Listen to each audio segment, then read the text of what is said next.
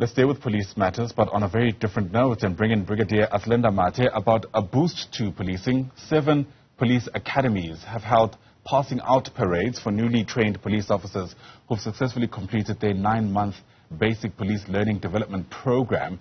And I guess for more on this, Athlenda Mathe joins us via our telephone line this afternoon. Great to have you on the program, Athlenda. Thanks very much indeed for your time. So you correct me if I'm wrong, but the information at my disposal speaks of 10,000 newly trained officers now joining the ranks. They've gone through this 9-month program that I spoke of. So help us understand the kind of responsibilities these men and women will have.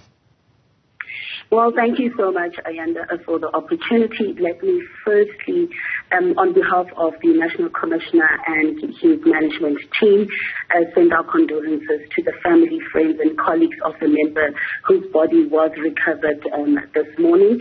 We would also like to take this opportunity to thank the search and rescue teams and as well as the emergency personnel who worked tirelessly to recover the body of the member. Now, coming back to your question, I can confirm that it all systems go, and as an organization, we are ready to welcome our 10,000 newly trained police officer after completing the 9-month basic police learning development program. So what this means is that these 10,000 officers are going to be deployed to various units and stations where they will be executing the mandate of the SAPS, which includes preventing, combating and investigating crime, protecting and securing the inhabitants of the country and their property, as well as upholding and enforcing the law.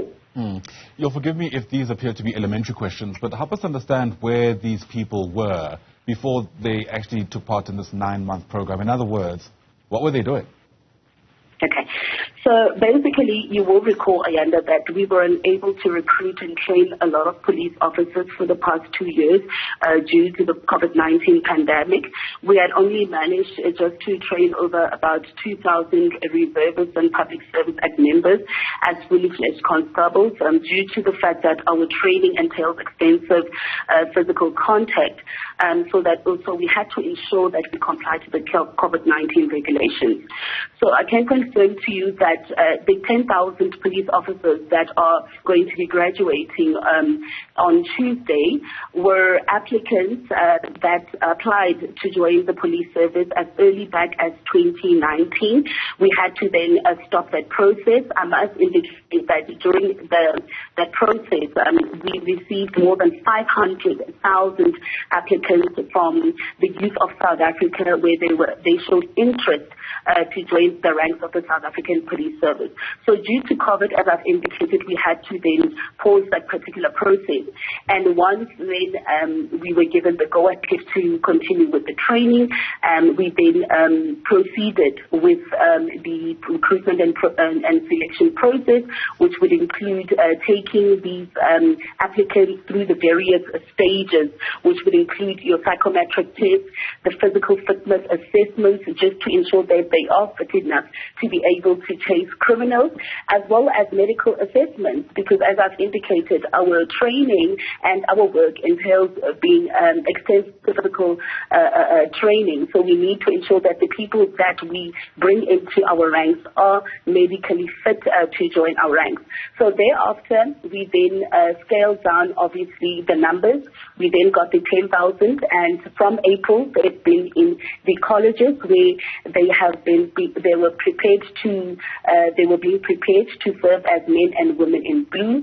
So the training was a combination of theory and practice, which would include your firearm training and obviously courses such as your crowd control management. And we are quite pleased that these 10,000 have proved themselves. They are ready to be deployed to various stations and units to serve and protect the people of South Africa. All right. So to be clear, this 9 months that these 10,000 men and women have used in the form of training is not the only training they've had before being deployed essentially to the country streets. Because don't get me wrong, capacitating the SAPS, of course, is most welcomed. I think most communities will appreciate that. But the last thing you'd also want is people who are on these streets, given how violent crime in this country can get, who quite frankly not ready to be there. Okay, so basically, they did undergo the 9-month basic police learning development program, but thereafter, when they do graduate on Tuesday, they are going to be sent to various units and stations where they are going to be on a 1-year probation period. And part of that 1-year probation period is that they are being teamed up with members that have been long-serving members, just to ensure that they've got mentors that will guide them and ensure that they do things correctly.